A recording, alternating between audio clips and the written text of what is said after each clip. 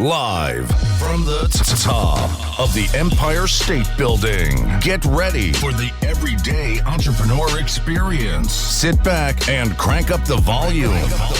You're now listening to the Pest Equity Podcast.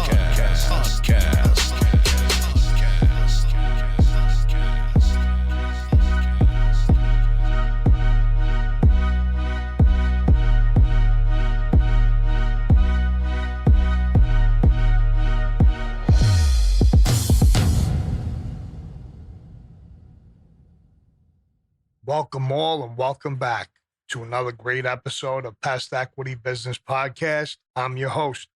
On episode number 46, we're going to go back and revisit the cold calling series. And we're going to get into the part 2 and how to make successful business cold calls.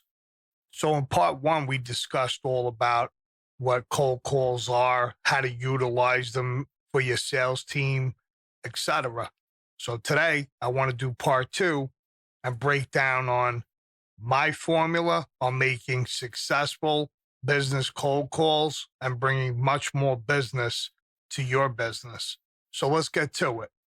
If you've ever spent any time talking with actors, they will tell you that the worst possible audition is something called a cold reading. In a cold reading, the actor has no idea what kind of scene they will be asked to read for, who the character is, or what the scene is all about, until it's time to do the actual reading. Now, most salespeople treat cold calling the same way as the actor's cold reading, and that's the problem. The actor has an excuse. There really isn't any way for the actor to know what to expect. There is no excuse. However, for the salesperson has methods available for finding out in advance what information is needed to make a successful cold call. So let's jump into it. Let's talk about the types of cold calls. Before we discuss how to make your call successful, let's explore the different types of cold calls. Several years ago, I consulted for Business Machines, one of the largest makers of adding machines and calculators. This was, of course, long before a $5 calculator was available at every checkout counter. They had a very simple sales process. Every Monday, I made 75 door-to-door cold calls on local businesses. I had a canned paragraph that I memorized and recited to every business owner, regardless of the type of business. Let me share that with you. Hi, my name is Vinny with Business Machines. We carry a complete line of adding machines and calculators for all your numbers processing needs. However, the only way to determine if our products will be of help to you is to try one on your own figure work. I will be placing 20 machines in your area in the next week. Would Tuesday morning or Thursday afternoon be best to deliver a machine for you to try? My apologies to any sales trainers that may hear this. What I've mentioned may not be word for word accurate, but you get the basic message. The national sales closing ratio was 5 machines for every 20 placed. Let's talk about the business system broken down. As you can see from my example, the success of this plan was to work the numbers and the law of averages. See, enough people and almost anyone can sell anything to anybody. You might think the business plan has 3 parts: 75 cold calls, 20 placements, and 5 sales. It only has 20 placements. Without the 20 placements, no one makes any money. After delivering my example, I would wait to see what the business owner said. Usually there was an objection. As I learned to overcome the objections, I found that I didn't have to make 75 cold calls to get 20 placements. Soon it was 65, then 50, then 35. I became more confident and knowledgeable about my own products and business in general. As I learned to be a better closer, I sold 8, then 10, then 12 out of 20 placements. I wasn't working harder anymore. I was working smarter. So let's fast forward into 2022, and let's talk about cold calling in 2022. In the years ahead, more and more salespeople are going to specialize in the type of products they sell and the kind of companies they call on. With the internet, more and more buyers are going to have access to information about a variety of products.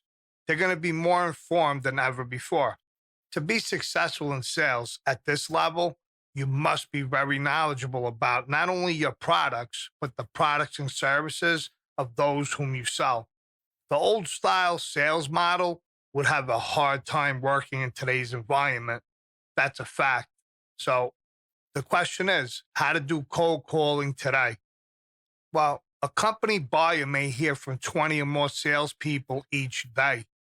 Is it any wonder that they try to not see you?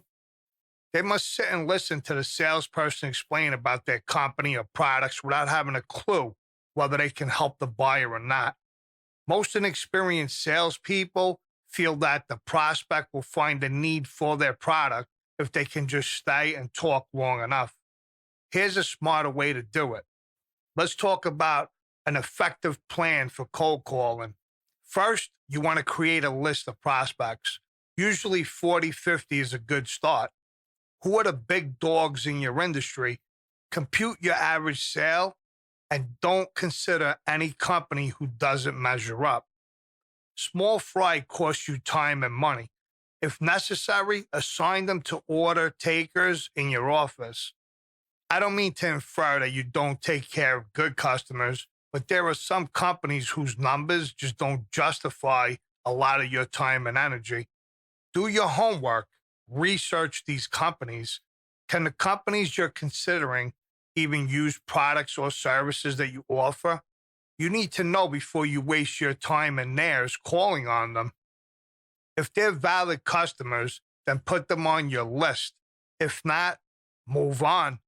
Here are some suggestions for researching companies. Do they have a website? Check out their site and look for any weaknesses that might make them vulnerable to their competitors. Don't stop there. Also check the website of their customers and competitors. Remember, they're trying to beat the competition just like you are. Find a way to help them do it, and they will meet you at your office. The internet. You aren't done on the internet. Do searches of online newspapers for articles on their industries and products. If they're a public company, visit investment sites and get the latest advice about company plans, new products, and expansion plans. Let me give you some final thoughts. Knowledge is power. The more you know about your potential customer, the better. Buyers will be impressed at your knowledge of their company and products. If you can effectively match your products to their needs, then the hardest part is behind you. All that's left is coming to a financial agreement that's a win-win for both parties. Well, I hope this episode helped someone out there. I appreciate everyone for tuning in, supporting us, sharing the podcast. Go over to Instagram and follow us there. The Facebook page should be out in the next week. Please go on over to YouTube and subscribe to our channel there. It's an ongoing community. We appreciate each and every one of you. If anyone's got a question, comment, concern, you want to be a guest on this show, shoot me an email, pastequitypodcast@gmail.com, and we will arrange that. I'll see you all on the next episode. God bless. Thank you for tuning in to another great episode of the Pest Equity Podcast. Be sure to share, like, and subscribe. Follow us on Instagram at Pest Equity Podcast and join the Facebook group. Have a question or topic for the show? Shoot us an email at pestequitypodcast@gmail.com.